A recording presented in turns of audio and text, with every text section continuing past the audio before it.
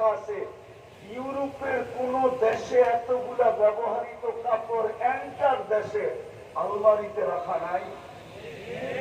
Challenge, যদি ব্যবহৃত কাপড় আলমারিতে রাখা থাকতো তাইলে ইউরোপের গলি গলি, প্রত্যেক রোডে রোডে, প্রত্যেক চৌরাস্তায়, প্রত্যেক সুপার মার্কেটের সামনে, প্রত্যেক কাপড়ের দোকানের সামনে পুরান কাপড় রাখার জন্য আমাদের দেশে যেরকম শহরে ডাস্টবিন রাখা থাকে, ময়লা রাখার জন্য, পুরান কাপড় ড্রপ করার জন্য এরকম বক্স রাখা থাকতো না।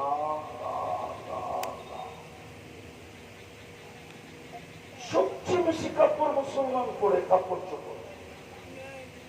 আমার কথা মাইনা নেন, আমি 103টা দেশ ঘুরে বলতেছি।